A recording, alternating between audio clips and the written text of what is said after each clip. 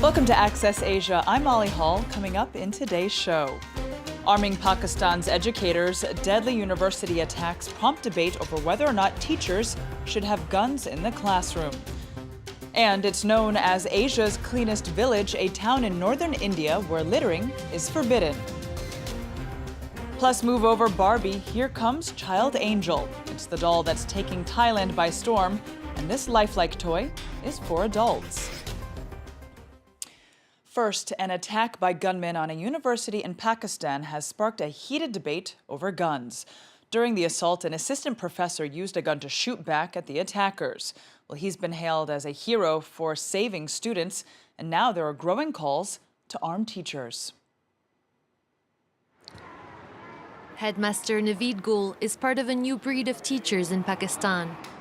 He carries a gun to school. This is an M20 pistol. It's made in China, and it works perfectly. His establishment is in Peshawar, where a school was attacked in 2014 by Taliban gunmen who killed over 150 people, most of them children. Since then, the threat is very much present on everyone's mind. If a terrorist were to come, God forbid, and I'm sitting here, and I know I'm going to take out my pistol straight away, if I go out front, he'll fire at me for sure. But if I take cover from here, I can fire with my wits about me. Just over a year later, history repeated itself when 4 militants stormed a university some 30 kilometers away. But this time, armed guards retaliated, and so did a teacher. Syed Hamid Hussein, a 33-year-old assistant chemistry professor, pulled out a gun, faced his attackers, and opened fire. He was one of 21 victims of that attack, leaving 2 young children fatherless. The situation of our country is such that everybody sees it and thinks about what they can do about it. So he was inspired too, thinking, what should he do? Whatever he does, he should do it for Pakistan's government. Here in the northwestern Khyber Pakhtunkhwa province, guns are in the blood of the ethnic Pashtun majority. After the Peshawar school massacre, the local government granted teachers their request to carry firearms to school, despite critics who argue this shouldn't be their responsibility. Let me tell you, there are 68,000 educational institutions in the province, and we have 55,000 policemen. So even if we deploy one for each establishment, that can't be done. In a province plagued by more than a decade of terrorism, students are well aware of the risks they face every day. We will get our knowledge at any cost. We will definitely fight against the terrorists. When they come, then our teacher will attack them. We are not scared of anybody. Taliban have long targeted education in Pakistan, and the faction which claimed the university attack has vowed to keep hitting schools and students. But despite the threat, these voices are determined not to be silenced. Next, from gigantic steel factories in the north to textile workshops in the south, China's industry workers are increasingly going on strike. Well, there's only one legal trade union in the country, but there were more than 2,000 strikes recorded nationwide in 2015. That's twice as many as the year before. The blue sky is back over Songting steel plant. For years, fumes from the plant's steelwork were the largest cause of pollution in the region. Now the factory is closed and authorities want to hide it. Stop shooting. You have to stop shooting immediately. Policemen and propaganda agents arrest us and block the road for more than an hour.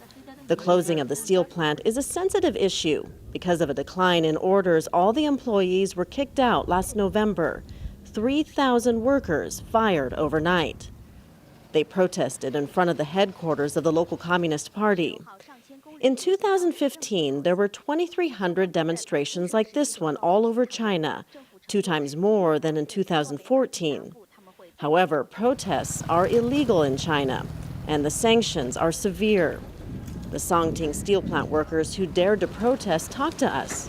We filmed them undercover. Some demonstrators are still in jail 20 days after the demo. We ask for help and we get arrested for it.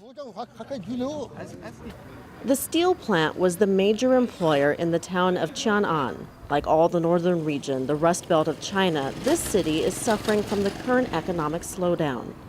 Shops are closing, and that's affecting the entire region. It's creating anger among the people who live there.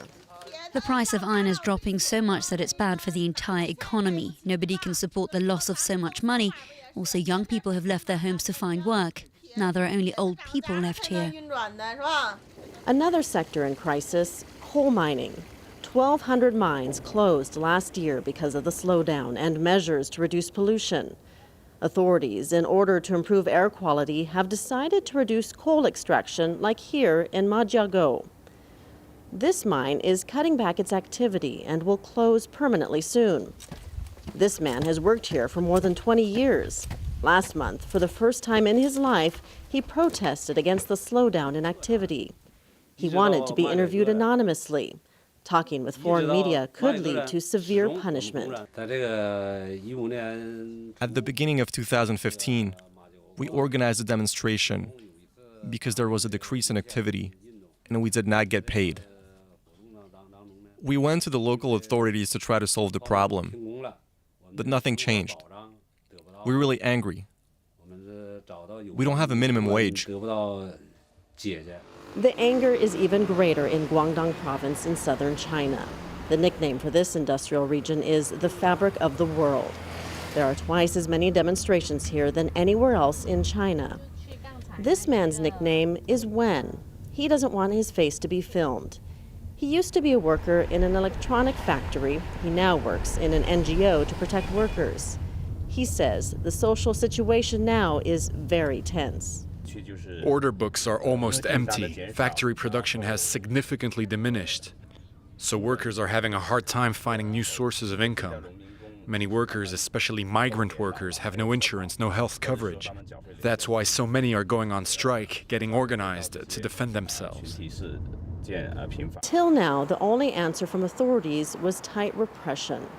Last month in Guangzhou, police arrested 50 lawyers who were helping workers on strike. 6 of them are still in custody. Cheng Yuan has been investigated too. His labor law office is still open, but under surveillance. Now we don't fight for the improvement of the workers' conditions, but only to keep businesses operating in the region. Many plants have left China because the workforce here has become too expensive. They have moved to neighboring countries where it's cheaper. Workers' organizations have never been under such high pressure. It's an indication of how worried the authorities are because of the social turmoil.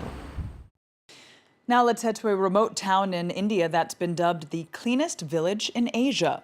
In Molinong, visitors throw garbage in bamboo baskets, roads are spotless, and there is virtually no plastic. It's a stark contrast to much of the country. They call it Asia's cleanest village. The message is clear in Molinong, northeast India. Littering is forbidden. Grandmother, grandfather, and forefather taught us how to clean the village and our surroundings because it's healthy for us. An historic attachment to cleanliness, stretching back perhaps to the end of the 19th century, when the plague killed millions across India. At the time, Christian missionaries here taught villagers about basic hygiene, the legacy of which lives on today. In 2003, it was nicknamed Asia's cleanest village by a journalist, and over time, Molinong has become a tourist attraction in itself. I never expect that the village will become this way. I don't expect that people from outside will come so many like it is now, sir. Yeah, it is all unexpected. Rishod's village stands in stark contrast with much of India, which struggles daily with pollution and waste. However, some fear the influx of tourists may destroy the once tight-knit community. What have we done here? That social bonding which binds the village together is getting disintegrated, which is not fair. There is no more privacy. A woman is washing her clothes, she's being photographed.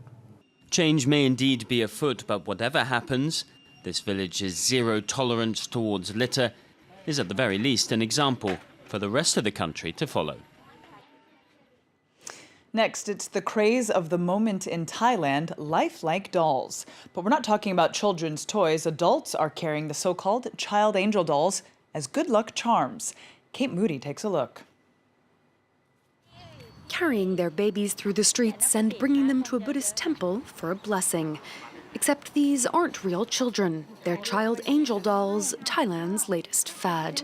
She's given me a better life. Thanks to her, my income has increased. I used to earn very little. Now I've even won lotteries.